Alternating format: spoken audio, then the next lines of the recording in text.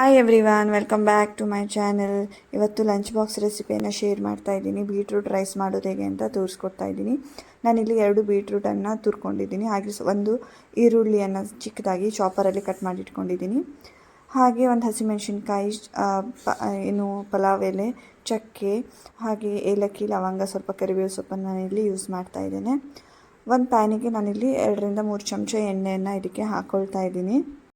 ಹಾಗೆ ಎಣ್ಣೆ ಸ್ವಲ್ಪ ಬಿಸಿ ಆಗ್ತಾ ಇದ್ದಾಗೆ ನಾನು ಇದಕ್ಕೆ ಪಲಾವ್ ಎಲೆ, ಚಕ್ಕೆ, ಚಕ್ರ ಮೊಗ್ಗು, ಹಾಗೆ ಏಲಕ್ಕಿ, ಲವಂಗವನ್ನು ಹಾಕ್ಕೊಂಡು ಸ್ವಲ್ಪ ಜೀರಿಗೆಯನ್ನು ಇದಕ್ಕೆ ಹಾಕ್ಕೊಂಡು ಒಂದು ಹಸಿಮೆಣಸಿನ್ಕಾಯಿ ಜೊತೆಗೆ ಸ್ವಲ್ಪ ಕರಿಬೇವು ಸೊಪ್ಪನ್ನು ಹಾಕ್ಕೊಂಡು ಲೋ ಫ್ಲೇಮಲ್ಲಿ ಇದನ್ನು ಚೆನ್ನಾಗಿ ಫ್ರೈ ಇದ್ದೇನೆ. ಇದೆಲ್ಲ ಚೆನ್ನಾಗಿ ಫ್ರೈ ಆಗಬೇಕು. ಹಾಗೆ ನೀವು ಮೊದಲಿಗೆ ಸ್ವಲ್ಪ ಅನ್ನವನ್ನು ಮಾಡಿಟ್ಕೊಳ್ಳಿ.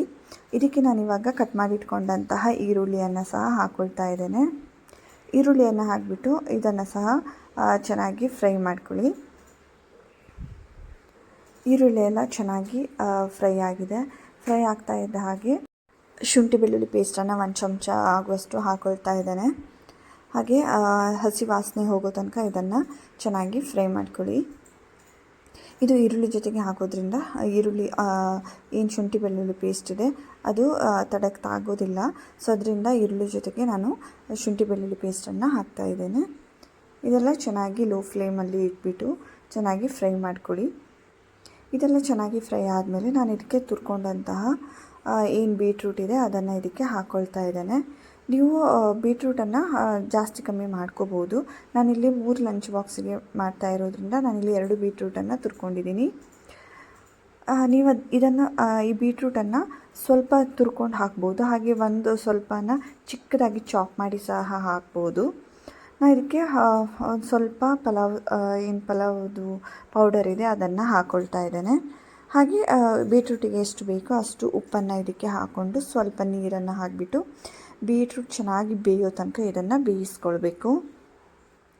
ಒಂದು ಸಲ ಎಲ್ಲದನ್ನು ಚೆನ್ನಾಗಿ ಮಿಕ್ಸ್ ಮಾಡಿ ಹಾಗೆ ಒಂದು ಲಿಡ್ಡನ್ನು ಮುಚ್ಚಿಬಿಟ್ಟು ಇದು ಬೀಟ್ರೂಟ್ ಚೆನ್ನಾಗಿ ಬೇಯೋ ತನಕ ಬೇಯಿಸ್ಕೊಳ್ಳಿ. ಈ ರೆಸಿಪಿ ತುಂಬಾ ಈಸಿಯಾಗಿ ಮಾಡ್ಬೋದು, ಹಾಗೆ ಬೇಗನೆ ಆಗುತ್ತೆ. ಜೊತೆಗೆ ಸ್ವಲ್ಪ ಹೆಲ್ದಿನೂ ಇದೆ. ಸೊ ಅದರಿಂದ ದಿನ ಏನು ರೈಸ್ ಐಟಮ್ ಮಾಡೋದು ಅಂತ ಟೆನ್ಷನ್ ಆಗುತ್ತೆ. ಆವಾಗ ಈ ರೀತಿ ಒಂದು ಬೀಟ್ರೂಟ್ ರೈಸನ್ನು ನೀವು ಮಾಡಬಹುದು. ಇವಾಗ ಬೀಟ್ರೂಟು ಚೆನ್ನಾಗಿ ಬೆಂದಿದೆ. ನಾನು ಇದಕ್ಕೆ ಇವಾಗ ಮಾಡಿಟ್ಕೊಂಡಂತಹ ಅನ್ನವನ್ನು ಹಾಕ್ಕೊಳ್ತಾ ಇದ್ದೇನೆ. ಅನ್ನವನ್ನು ನಾನು ಹುಡಿಯಾಗಿ ಅನ್ನವನ್ನು ಮಾಡಿಟ್ಕೊಂಡಿದ್ದೀನಿ. ಅನ್ನವನ್ನೆಲ್ಲ ಹಾಕ್ಕೊಂಡ್ಬಿಟ್ಟು ನಾನು ಇದಕ್ಕೆ ಅನ್ನಕ್ಕೆ ಎಷ್ಟು ಬೇಕೋ ಅಷ್ಟು ಉಪ್ಪನ್ನು ಹಾಕ್ಕೊಳ್ತಾ ಇದ್ದೇನೆ. ನೀವು ಈ ಟೈಮಲ್ಲಿ ಸ್ವಲ್ಪ ಫ್ರೆಶ್ ತೆಂಗಿನಕಾಯಿ ತುರಿಯನ್ನು ಸಹ ಹಾಕ್ಕೊಳ್ಬೋದು. ಅದು ಸಹ ತುಂಬ ಚೆನ್ನಾಗಿರುತ್ತೆ ಟೇಸ್ಟು.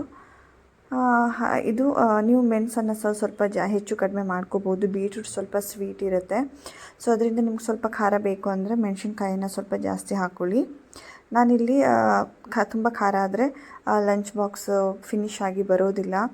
ಸೊ ಅದರಿಂದ ನಾನು ಒಂದು ಮೆಣಸಿನ್ಕಾಯನ್ನು ಯೂಸ್ ಮಾಡ್ತಾ ಇದ್ದೇನೆ.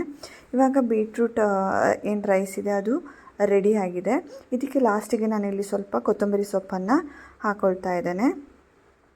ನೀವು ಇದಕ್ಕೆ ಸ್ವಲ್ಪ ತರಕಾರಿ ಬೇಕಾದರೂ ಸ್ವಲ್ಪ ಗ್ರೀನ್ ಪೀಸ್ ಏನಾದರೂ ಹಾಕ್ಕೋಬೋದು. ಇಲ್ಲ ಹೀಗೆ ಖಾಲಿ ಬೀಟ್ರೂಟ್ ರೈಸನ್ನು ಸಹ ಮಾಡ್ಬೋದು. ಇವಾಗ ಬೀಟ್ರೂಟ್ ರೈಸ್ ರೆಡಿ ಆಗಿದೆ. ನೀವು ಸಹ ಈ ರೀತಿ ಒಂದ್ಸಲ ಈ ಬೀಟ್ರೂಟ್ ರೈಸ್ ರೆಸಿಪಿಯನ್ನು ಟ್ರೈ ಮಾಡಿ. ತುಂಬಾ ಈಸಿಯಾಗಿ ಮಾಡುವಂಥ ರೆಸಿಪಿ, ಹಾಗೆ ಬೇಗನೆ ಆಗಿಬಿಡುತ್ತೆ. ಅನ್ನ ಏನಾದರೂ ರೆಡಿ ಇದ್ದರೆ 5 ಮಿನಿಟ್ಸಲ್ಲೇ ಸಹ ಆಗಿಬಿಡುತ್ತೆ. Thank you for watching. Please subscribe to my channel.